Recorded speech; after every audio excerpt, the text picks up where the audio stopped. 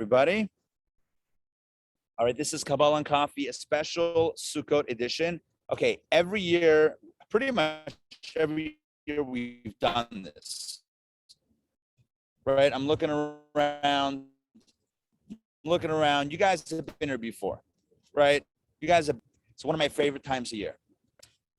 Because, like Atlanta, in the fall, around Sukkot time, unless it's raining, which it often does, but when it's not raining, it's usually beautiful weather. Did you guys notice that as soon as Sukkot began, the weather cooled down? Yeah. Did you notice that? It was like uncanny. It like dropped like 10 degrees just to make it awesome for the holiday.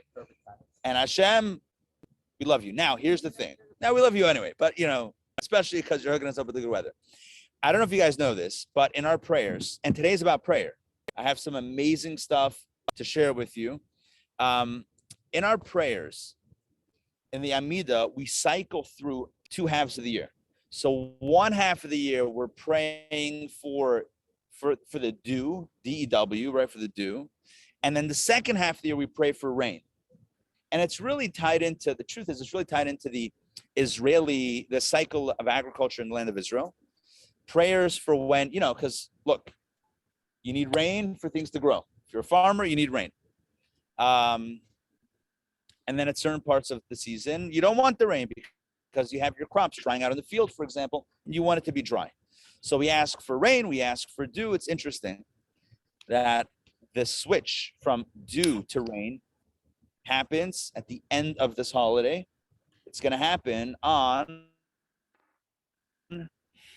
Shmini Atzeret, which is coming up on Tuesday.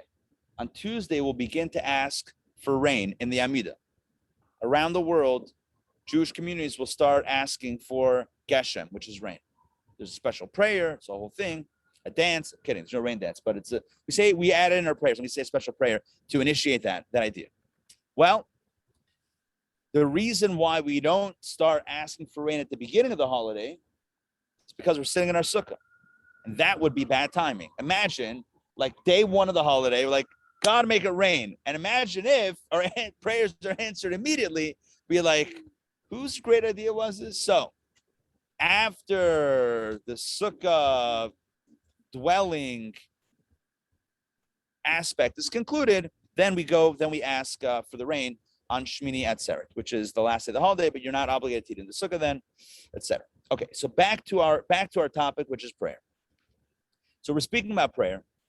The question is, where does prayer come from? Where's the notion? Where are the origins, Jewish origins of prayer? So I have on my phone, because you know it's 2021, it's 5782, but it's still 2021. The English dates are lagging behind for a few months. Kidding. So I have on my phone Maimonides, Rambam, who wrote a book called, well, several volumes of a work called Mishnah Torah, where he compiled all of Jewish law. And not only the 613 mitzvot, he also did that, but he compiled the details of the laws of Jewish law.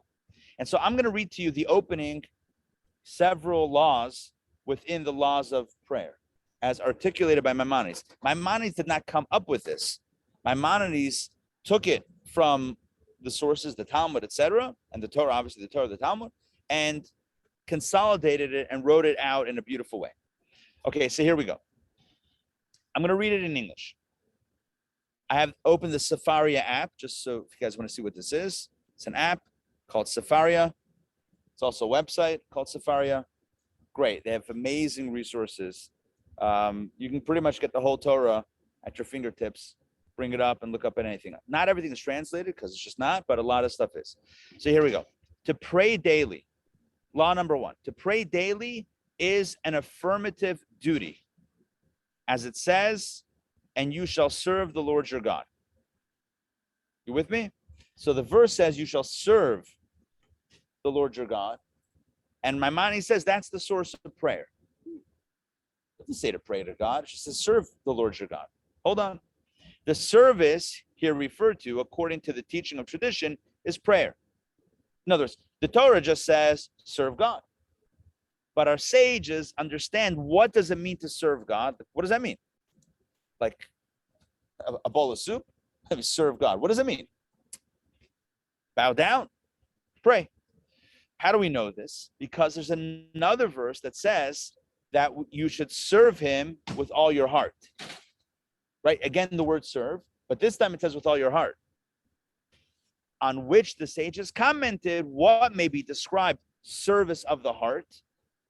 Again, service could be physically bowing down, it could be offering a gift. There's a book called 5 Love Languages. Anybody familiar with that book, 5 Love Languages? Talks about different ways in which people express love. And so, in which ways people want love to be expressed to them. So some people like gifts.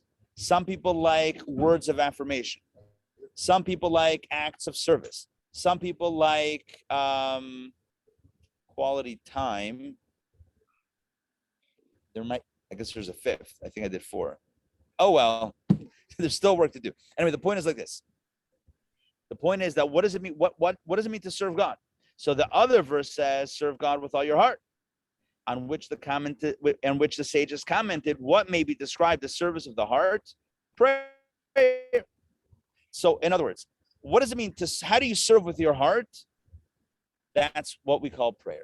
Prayer is not service of the lips. Prayer is not anything but service of the heart. Now, we're gonna talk about this at length. I want to keep on going, though, to give you more of the structure of prayer and the origins of that, which we're going to get to right now. The number of prayers, says Maimonides, is not prescribed in the Torah.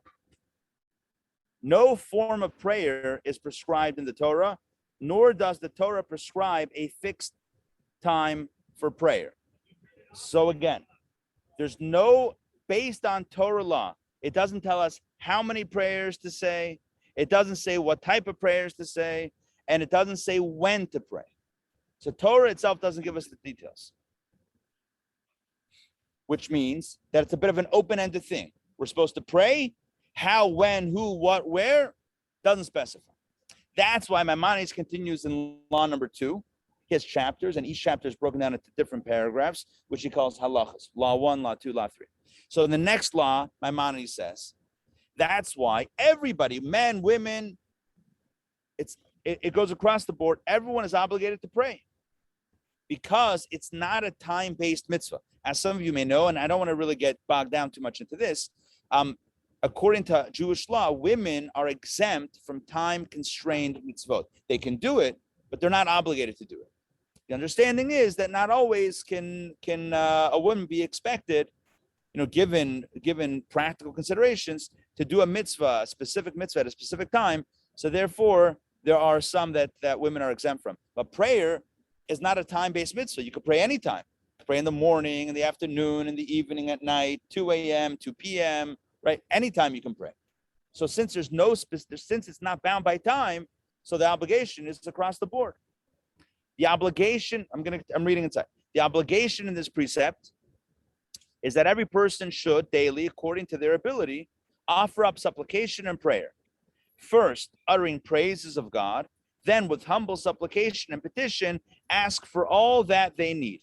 And finally, offer praise and thanksgiving to the Eternal for the benefits already bestowed upon them in rich measure. So prayer, he says, Maimonides says, really has 3 parts. Number 1, praise of God.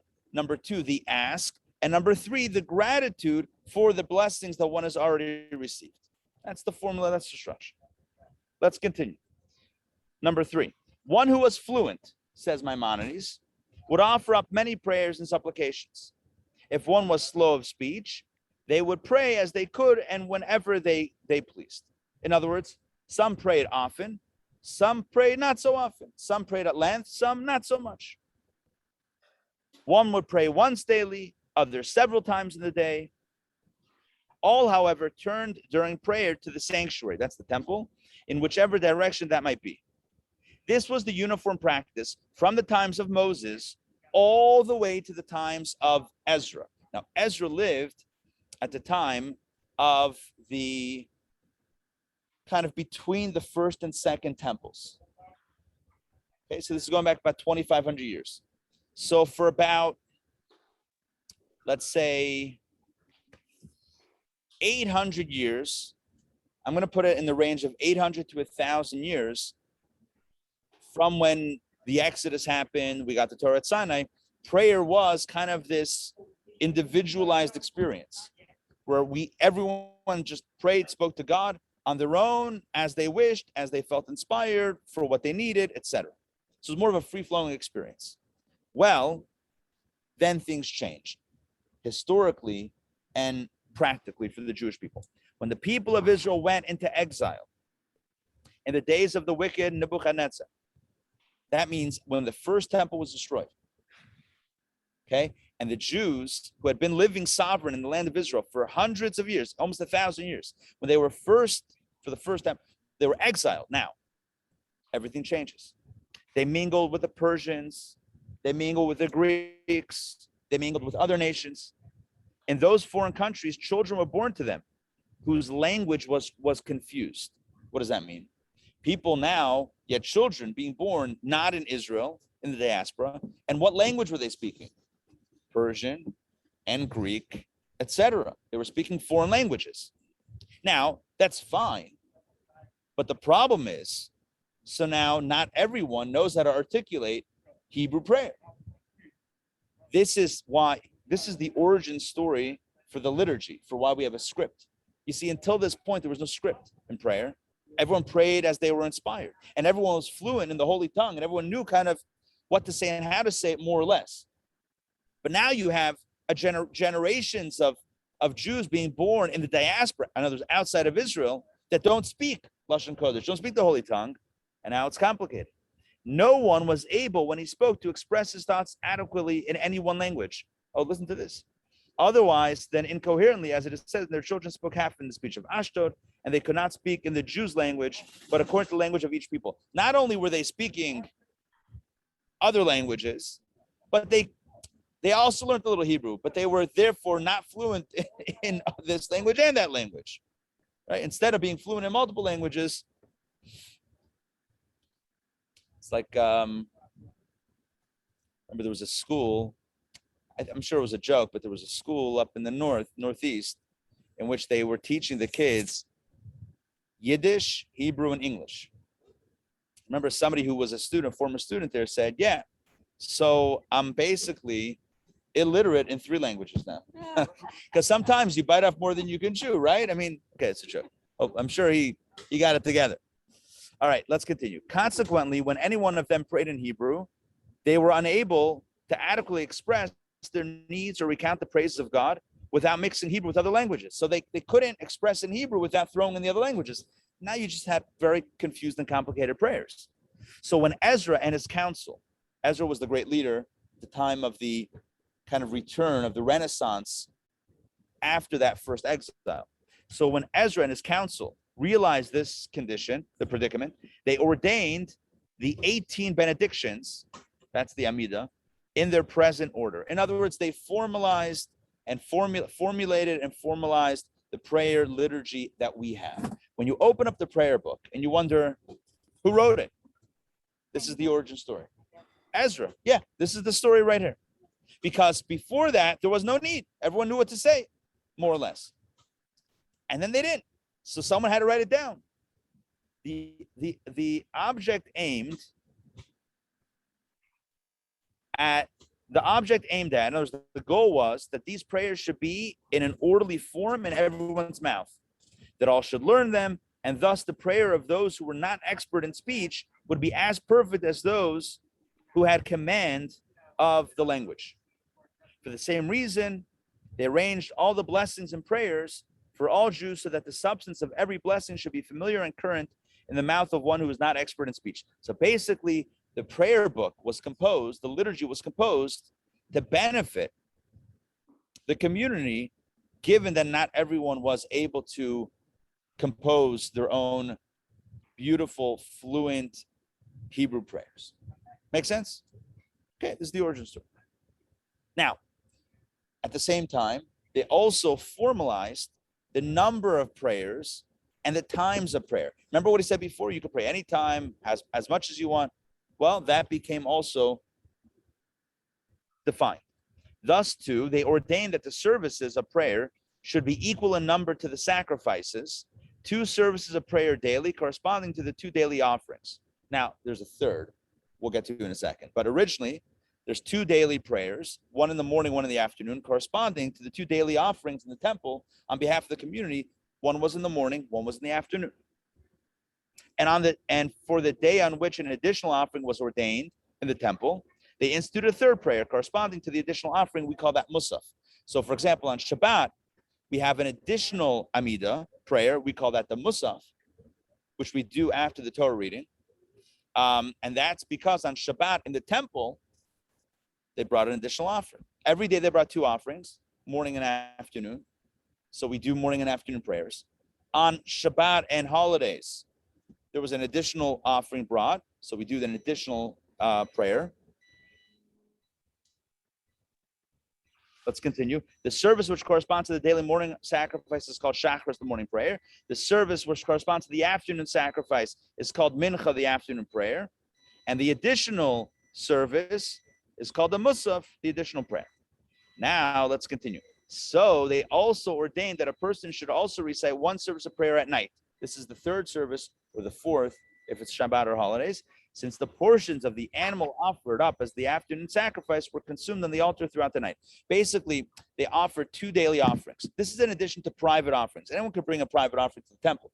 But on behalf of the community, there was 1 lamb in the morning and 1 lamb in the afternoon. We've spoken about that before in various classes. 1 lamb in the morning, 1 lamb in the afternoon.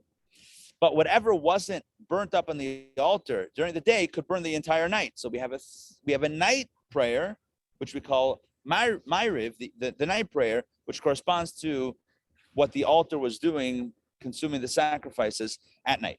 So again, every day we have now 2 plus 1 is 3, plus the additional 1 could be 4. So every day we have 3 daily prayers. Shachris in the morning, Mincha in the afternoon, Ma'ariv at night. On Shabbat, we add a 4th in the middle. Between the morning and the afternoon prayer, we add Musaf. That's the deal. All of this comes about because there came a point in our history where we were no longer fluent and articulate enough to do it on our own.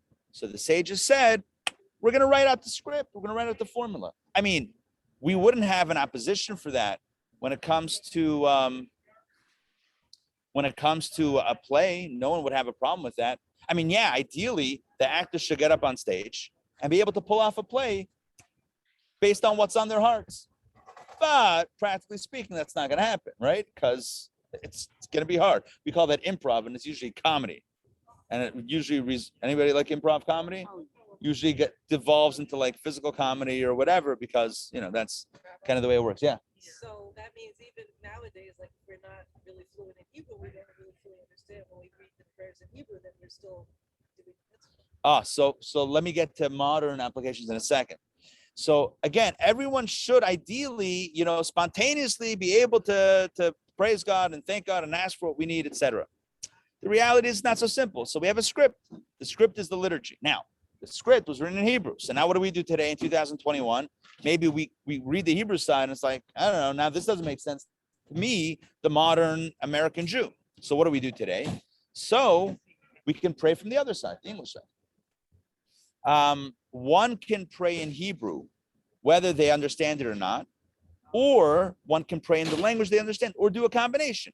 You can do some readings in Hebrew, look on the other side, look at the translation. I recommend, again, this is all predicated on the ability, obviously, to read the Hebrew side. But if you can read the Hebrew side, my recommendation would be take, if you're praying every day, start with 1 paragraph and learn what that means in English, so that when you say it in Hebrew, you know the meaning. And then the rest you can do in English. And then keep adding, like every week, add another paragraph, right? Or like, let's say, take the Amidah. It has 18, well, 9, they added another blessing. It has 19 blessings. It's not long. I mean, it's a few pages, but it's defined. 19 blessings, 1 blessing a day. Read the blessing and learn what it means. And then you can meditate on it. This blessing is for wisdom. This blessing is for forgiveness. This blessing is for health. This blessing is for prosperity. This blessing is for the safety and security of our people. Whatever. Every blessing has a theme. So that's one way to do it, where you're bridging the Hebrew and the English. but there's no problem praying in the English, which which corresponds to the Hebrew liturgy. Okay, so that's the body, what I would call the body of prayer. But if you recall, and I don't think I'm going to read more. There's obviously more, but this is kind of what I wanted to mention.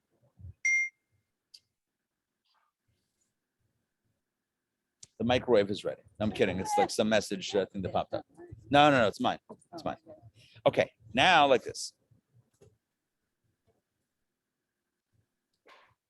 We started off this journey by explaining, with Maimonides telling us that the biblical source of the obligation, the mitzvah to pray, is the verse that says, "You shall serve the Lord your God." How do you serve God? There's another verse.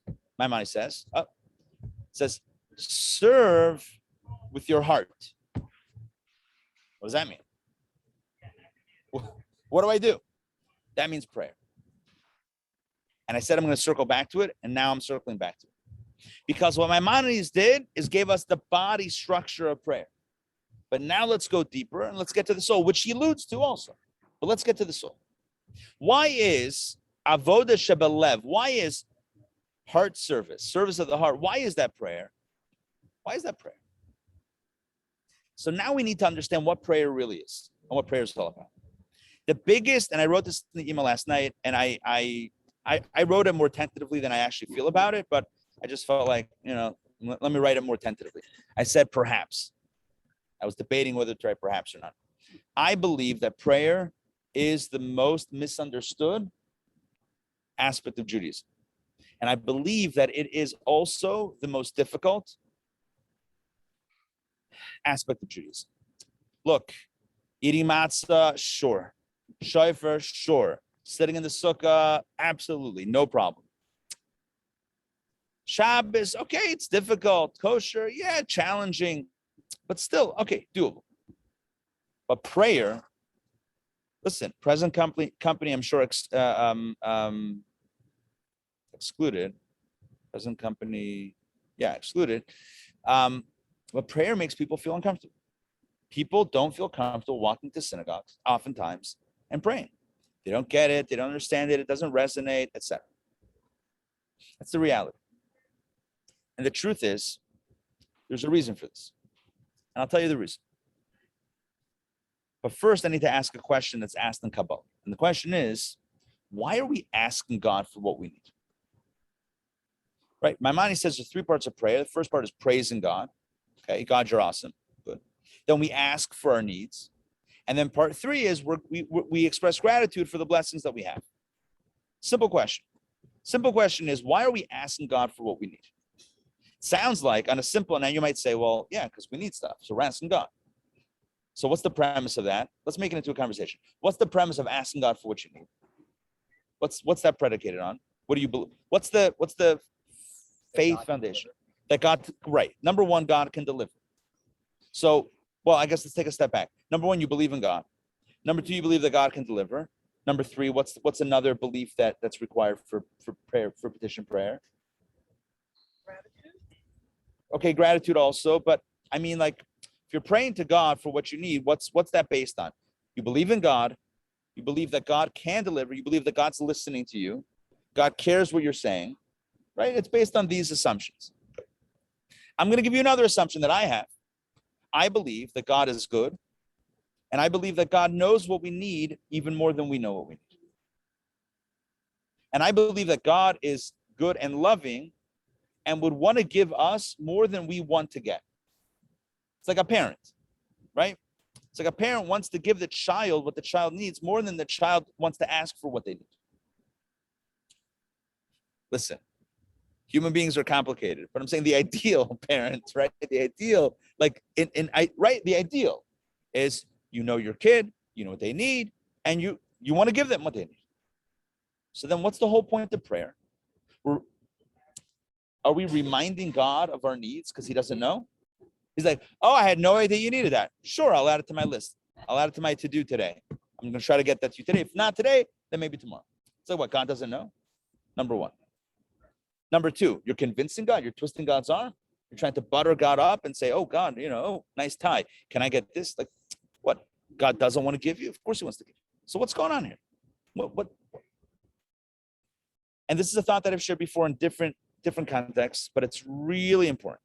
The mystics explain that prayer is less about informing God of what we need.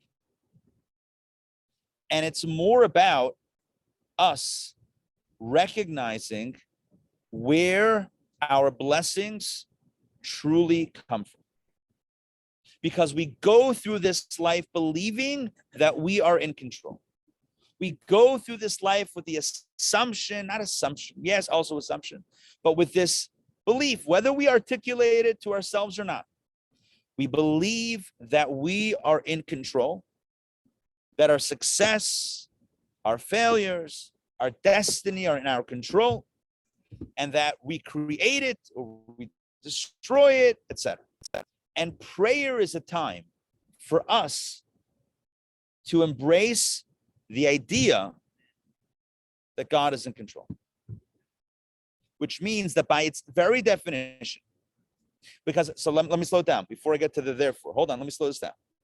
That's what it means to ask God for our needs in prayer. Not that we're telling God what we need, not that we're pleading to God, please give me this. We're not begging. What kind of parent wants their child to beg for something? It's not a nice parent, right? That's not the God we believe in. Famously, Rabbi Levi a Hasidic master, once met someone who said, he doesn't believe in God. He's an atheist. So tell me why? Explain his issues with God. And the rabbi said to him, you know what? I agree with you. The same God you don't believe in, I also don't believe in. Yeah, so a sadistic God, a cruel God, an evil God, dogmatic God, sure. Reject that. It's not the Jewish God. The Jewish God is a loving parent. And a loving parent doesn't want the child to beg on their hands and knees for something. It's not nice. What kind of parent is that? It's not a loving parent. So then why are we asking in prayer? Let God give it to us. Prayer is the opportunity for us to articulate our understanding, our acknowledgement that the blessings are coming from God. It gives us the opportunity to reorient ourselves inside and out, to recognize and to embrace the fact that it's God who's in control of my life and of this entire operation called reality, and not me. And that's why it's so powerful. So when we're asking God, we're not saying, please, God, give this to me.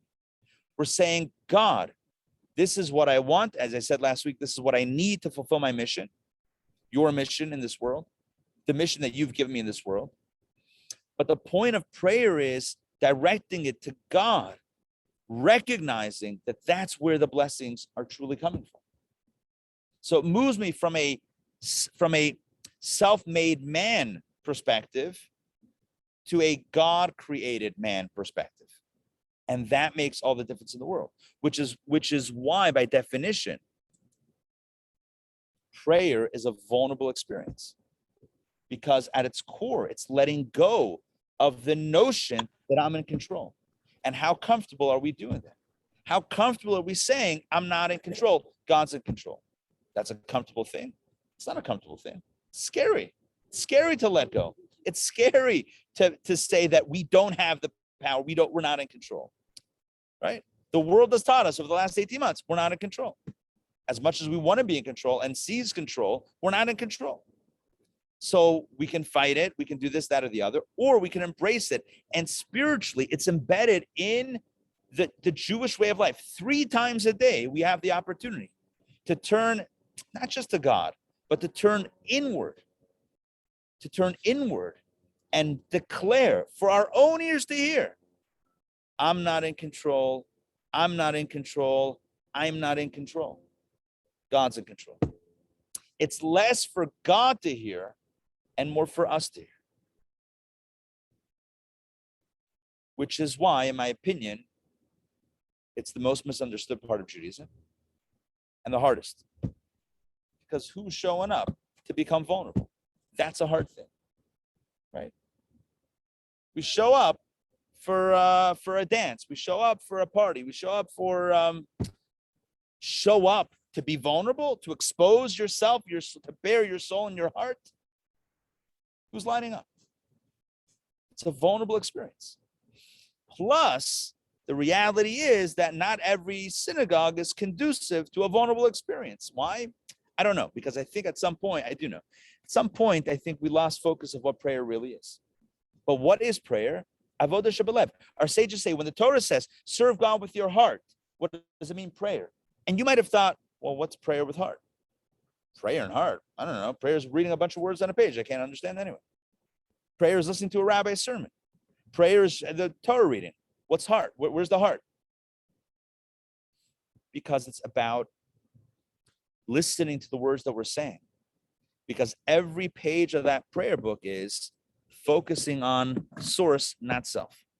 And it's letting go of self, letting go of being in control. It's becoming vulnerable, which is absolutely an internal work. So our sages say, when it says serve God with your insides, what is it? It's not shaking the lulav.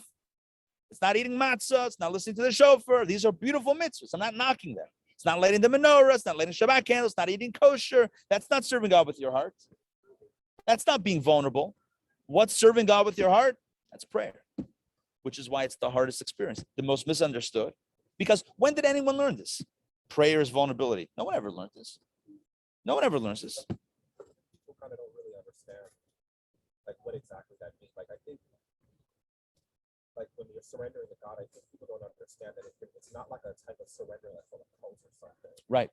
Like you're not usually when you're surrendering it means that you're being dominated by something. Right. And I think that prayer is not that. It's an empowerment process. It's not a disempowerment process. Right. It's kind of like Ohm's law, kind of like we surrender, we're like lowering our resistance to God being able to flow through us for these blessings. Right. I want to repeat what you're saying so that everyone online can hear. Okay. What Adam is saying is that surrendering to God is not a disempowering experience. It's not what we typically think like in the sense of like a cult, like relinquishing power, and that's like a negative. It's rather being open to allowing God's reality to flow through, as opposed to impeding it, as opposed to resisting it or rejecting it. Exactly. And it begins by recognizing first and foremost God, and becoming a little bit more transparent internally. Donna, you had it. I want to say this, so that like this 3 times a day, it also gives us an opportunity to have a direct connection with God, right? Yes. Right. Yeah. And then we become partners. Yes. But I also want to say when you said that sometimes general synagogue is not conducive, I also find that if you hadn't grown up knowing the details like when Right. and there's no class in it. It makes it hard. Yeah. Yeah. Okay, so I'm going to repeat a few things. So Donna said the 3 daily prayers are helpful as opportunities to connect, to plug in, which I want to speak about in a moment as we get inside our text. It's going to be a good segue. And then also, it's like sometimes we feel uncomfortable going to synagogue because you walk into a space and everyone's like, there's like synchronized swimming going on, and you're like, I don't even know the moves. Like everyone's doing the Macarena, and I'm like, is that like the chicken there? Like, what's like, we're bowing, we're moving, we're this, we're that, the other. Right. So there should be a class about how to do it. Look, there should be. And I'm going to add it to the roster. Please God.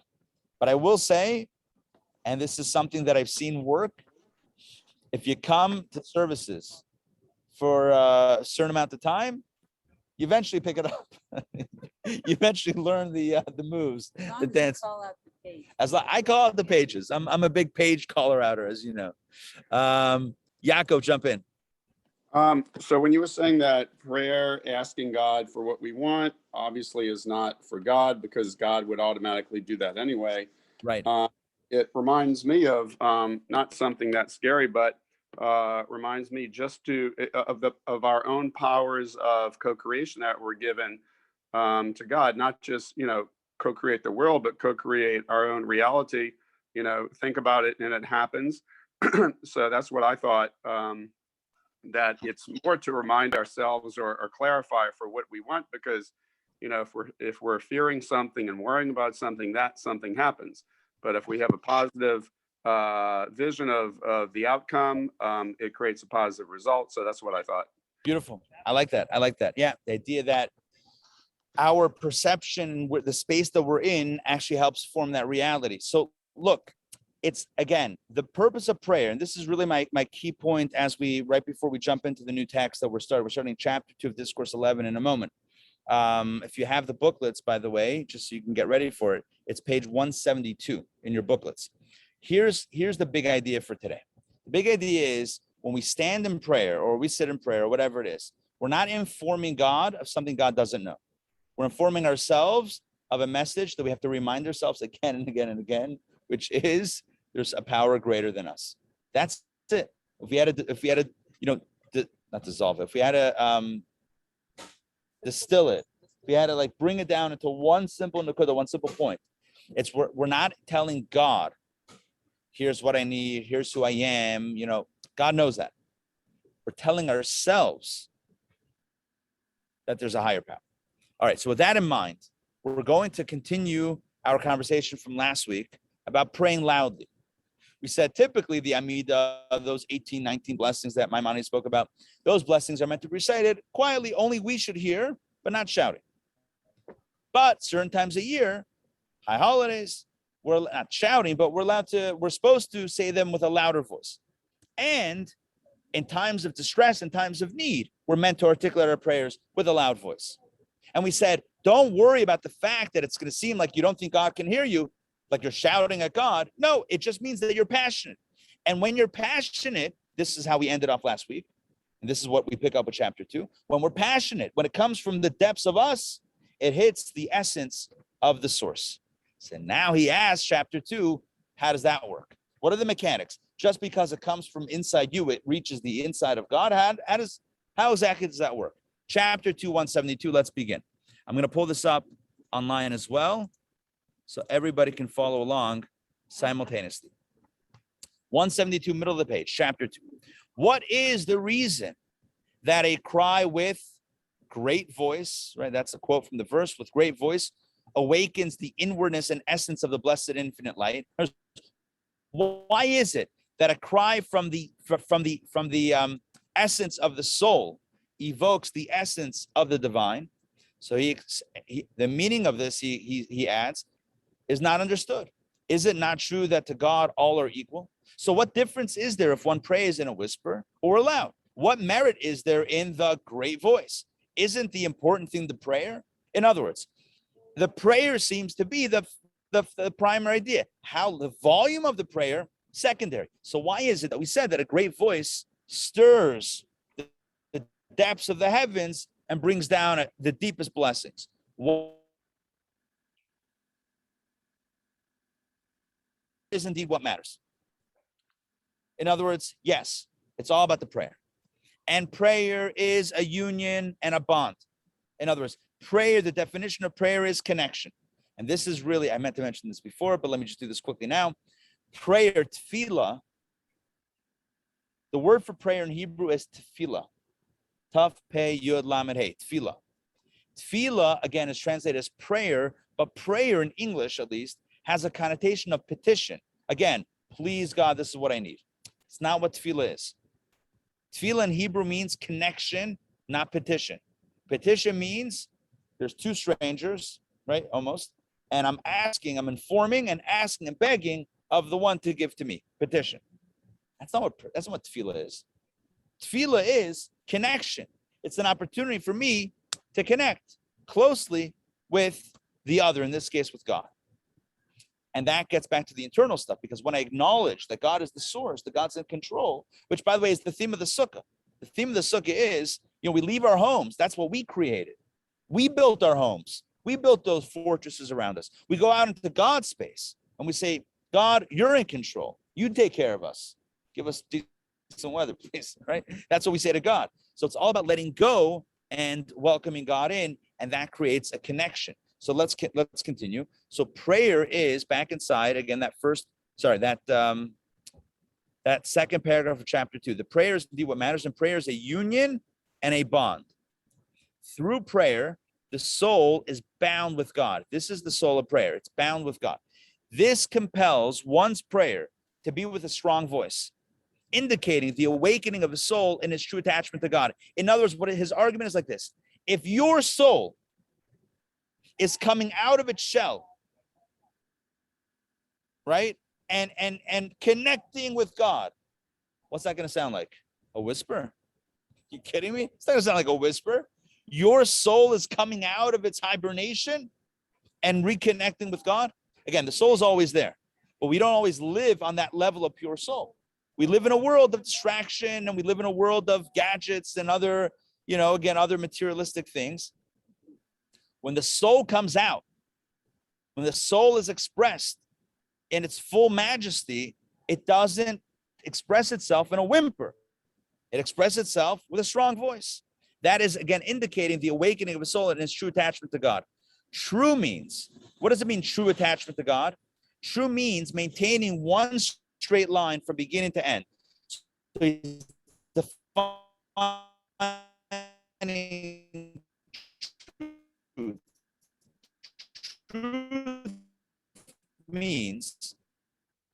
Truth means that it doesn't change. It's not like I felt it and I don't feel it. True is beginning to end. Now, every revelation, we're back inside. Now, every revelation reveals only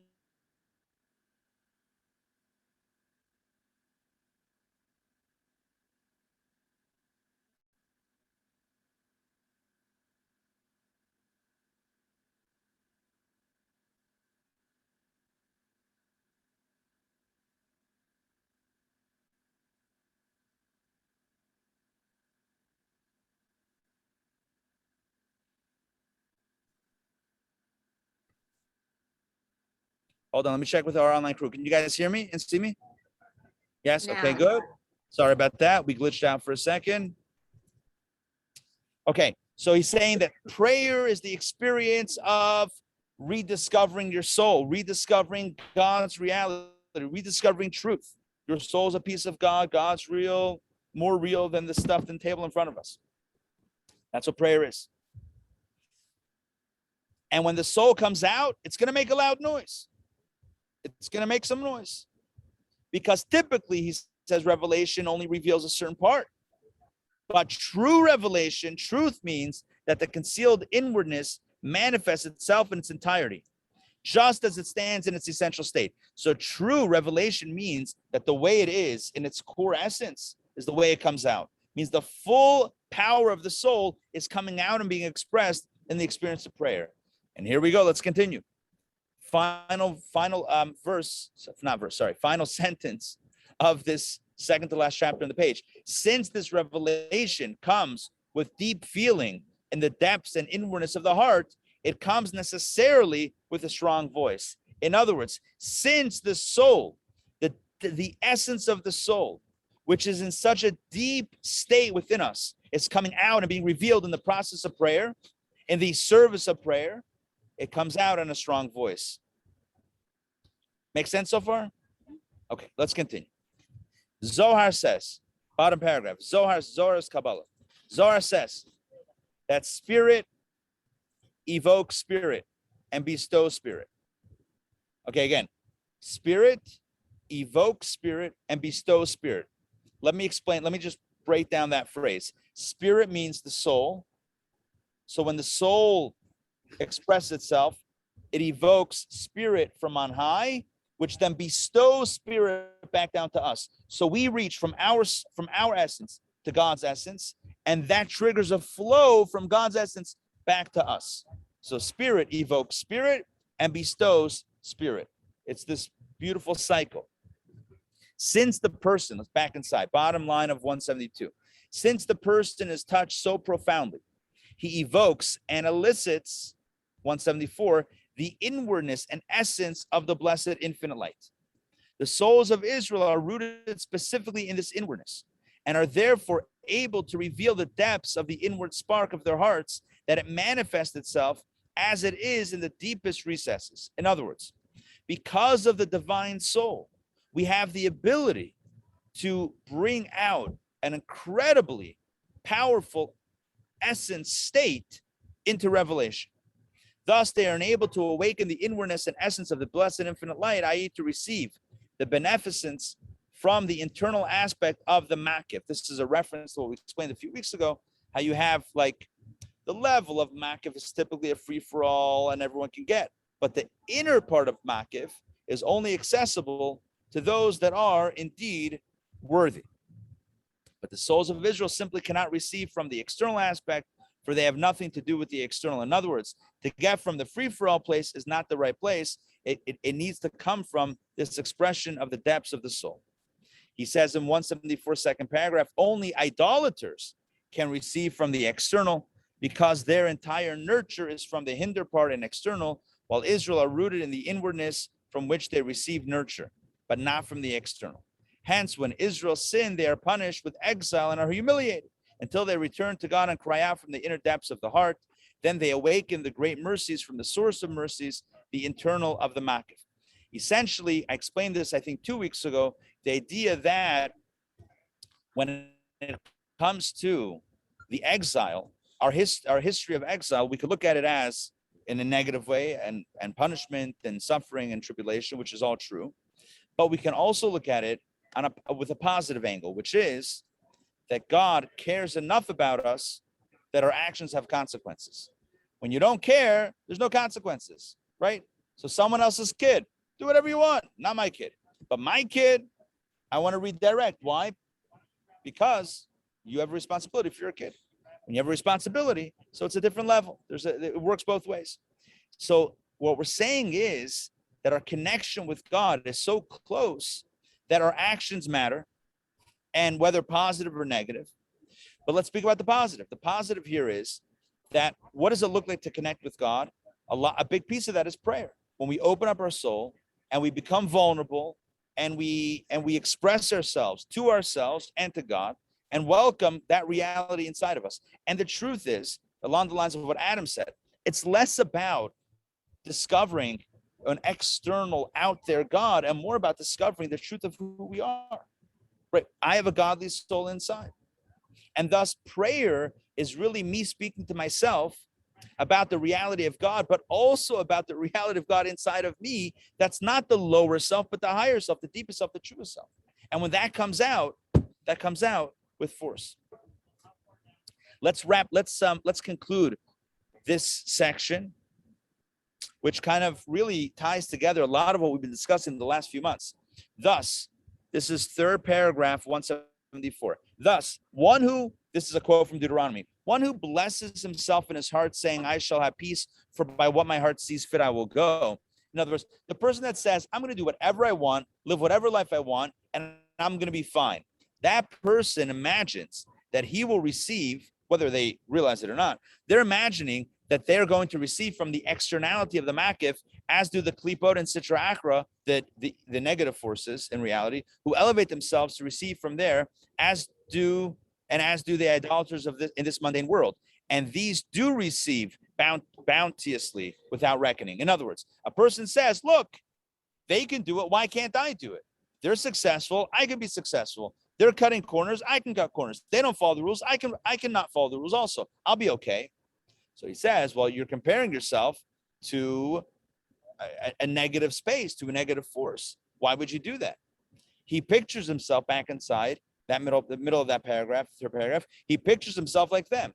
But this is a lie and merely self-delusion. He fools himself imagining that he will also receive from the external. But Israel cannot receive from external of the makif, only from the internality of Seder Shashalut, and its source from the inwardness of the makif is explained. From there, nurture is with judgment and reckoning, so what he does receive is doomed to be terminated. In other words, if a person says, I'm going to bank on cutting all the rules, shunning all protocol, and I'll still be okay, what he's saying is, you can try that, but ultimately it's not going to be successful. Because ultimately, God wants an eternal connection, and it's not going to be enough for us to get through this kind of like backdoor, no one's paying attention realm. That's going to dry out. And that's what he says right here. Why good things happen to bad people. Let's continue. We're going to make we'll make a straight run to the end of this chapter. There are many wicked who succeed at the outset, but their wealth and success are temporary. All is with reckoning. Again, that's the big line here. All is with reckoning. There's always a cheshbon, there's always an accounting. The initial success of the wicked has two reasons. So he's addressing the question. So why initially do those who are breaking the rules, why are they successful? He says two reasons. First, as reward for some good deed.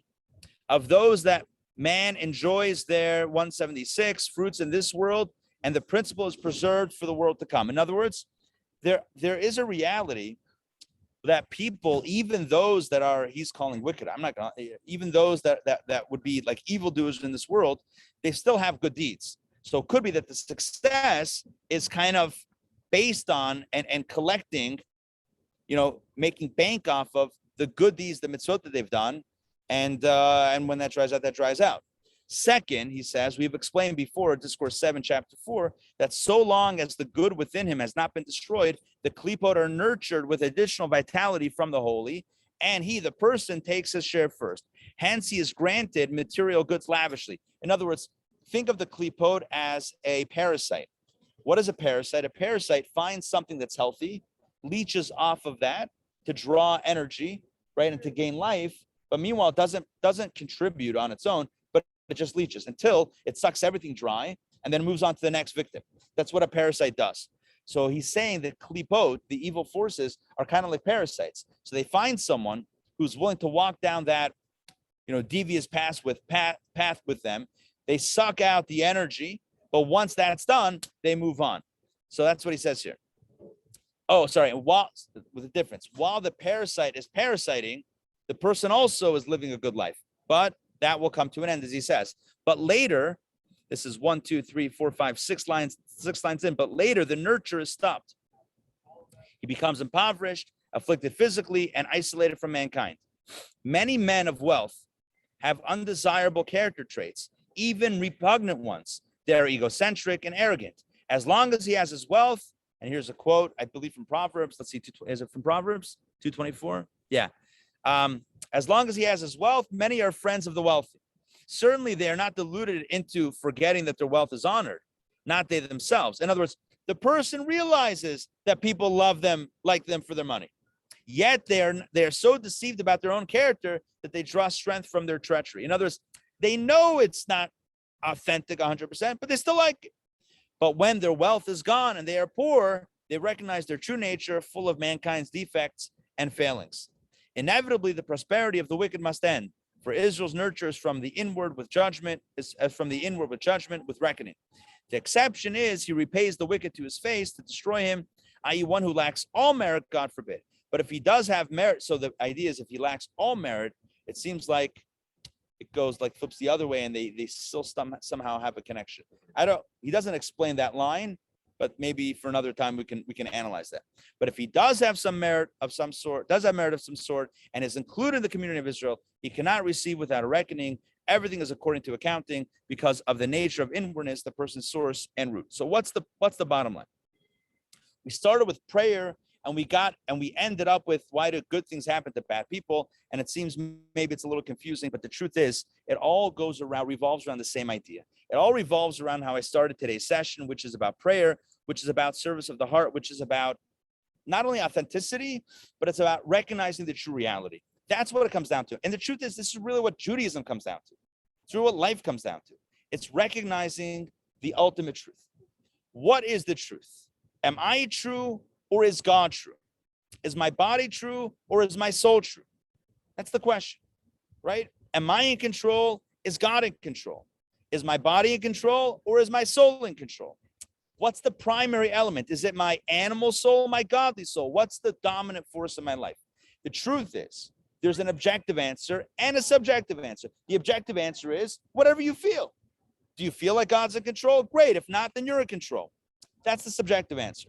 Do you feel like your body is leading the way or your soul is leading the way? Your animal soul, your godly soul? That's a subjective answer that we all choose at every moment. But there's an objective answer. The objective answer is God is in control. The godly soul is dominant over the animal soul. And generally, the soul is more powerful than the body. That's the objective truth. But because subjective isn't, if that's the right way to say it, but I'll just rephrase it. But because the idea of being subjective is so powerful, because our subjective perception is so powerful, therefore, it's very important It's very important for us to not only know the truth or believe in the truth, but to express that truth. And that's what prayer is. No, it's not when we shake a lulav. It's not when we eat matzah. It's not when we listen to the shofar. It's when we pray and we express the fact over and over that our wisdom and our forgiveness and our health and our prosperity are in God's hands. It's when we articulate that to ourselves. God knows it. God knows it. He's heard it before. When we wake up to that reality, we can recognize the truth of who we are and the truth of what we are and the truth of what God is and who God is and how this whole thing works. And at that point, the inside comes out. And then we're connected. Not with some abstract reality, but with the truth of who we are inside. We connect with our godly soul, and the godly soul has dominance over the animal soul, the soul over the body, and divine over the material. And that's the way it is. When we embrace this truth from the inside, it's a game changer. It's an absolute game changer. And that's how we connect with God. The alternative is to live our lives unaware of what's inside, unaware of God's reality, and hoping for the best. And his point is, at some point, that option runs dry. At some point, we can't keep on being successful, even physically, without an awareness of truth. That's what he's saying. That's really what he's saying. Saying at the end of the day, the material success can only go so far. You want to call it a midlife crisis? Sure. I don't know, whatever you want to call it. But what is a midlife crisis if not the realization, the wake-up call that when a person asks themselves, what am I doing with my life? Like what direction am I headed? Why am I here? In truth, the midlife crisis is a spiritual wake-up call, whether we choose to recognize it as such or not. But the call is the call, and it's coming from inside, it's coming from outside, but it's primarily from within. And the answer is to nurture our spiritual side. So no, it doesn't mean to give up physical reality. It doesn't mean to, give up food and drink and everything and move to the top of a mountain and meditate all day. No. Living a life, going to work, living a normal life, so to speak, but having those moments each and every day in which we remind ourselves of the truth and we reconnect with truth in those moments. And prayer is a major piece of that. Torah study also, absolutely. But Torah study and prayer are intertwined. You can't pray without studying first, because what are you praying with without an idea in your mind and your heart? Study, meditation, and prayer, and charity, tzedakah before davening. These are the keys to successful connection experience. But connection, it must be. It's not for God, it's for us. Make it selfish. Don't make it so much about God. Don't be so spiritual on me. Make it about ourselves. We need this. We need to know this reality about our soul, about God, about vulnerability. All right. Yeah. I think this brings up something like really important to say, that like true idolatry is kind of like thinking that God is something out there. Right. That it's not something that is internal. That's really what the power is in something else. It's not inside. Yeah. It's out there, it's not here. Let me repeat what Adam's saying. Adam is saying something brilliant. Adam is saying that true idolatry, because the rest of the chapter it's the same theme, but it talks about like idolatry versus not idolatry. True idolatry is believing that God is some other force that we may or may not believe in or acknowledge or whatever. But it's embracing God as in me, as the truth of my existence, which is what I was trying to articulate here at the end. Prayer is about discovering not an outside reality, but this is my true essence. This is my reality. That's what makes it. That's the antithesis to idolatry. Idolatry is othering God. Monotheism, whatever it is, serving God means, in this context, embracing God as one with me. It says that Abraham introduced monotheism to the world. What did he introduce according to Kabbalah? The idea that God and the world are not two separate realities, right? But rather one and the same. That God, the world doesn't exist if not for God. That God is flowing through, divine energy is flowing through every being. Even in a stone, there's a soul. In a human being, there's a soul. And the soul, the divine soul, constitutes the core essence of who and what we are. To acknowledge that is to live. To deny that is to exist, but it's not to live. Living means you acknowledge and recognize the truth. Existing, it's just getting by. Existing is just surviving. It's just physically existing. But living means with some soul. So this week, as we enjoy our time in the sukkah, I'm going to show you guys the schach. I love the schach. The schach is the roof, the natural bamboo woven roof. When we sit outside in the sukkah and smell this fresh smell of the popcorn machine, you guys smell that? I just got a waft of popcorn. Yeah, it just literally like hit over here. There's a kids carnival starting at 11, like 3 minutes ago, I guess. We're about to get hit with music, I'm sure, so we'll close it out. But as we sit outside in the sukkah for the next few days, really today and tomorrow, the obligatory days remaining of this holiday, let's really embrace the message of prayer and of the sukkah, which is about recognizing the truth that God is here. God is not out there. God is here with me. That I don't exist without God. And when God is part of our reality, everything changes for the good. Thank you for joining me for Kabbalah Coffee. And what we're going to do now is, for those here, we'll do the mitzvah of shaking the lulav and the esrog. At home, for those that have a lulav and esrog, don't forget to do it. If you want to do it, you can swing by at any point in time and make it happen. All right, let's say farewell. Luann, Yaakov, Tony, Toba, Joy, Alex, Joy, David, Fran, and Eileen. Great to see you guys. Lots of love. Chag Sameach, and we'll see you soon. Take care.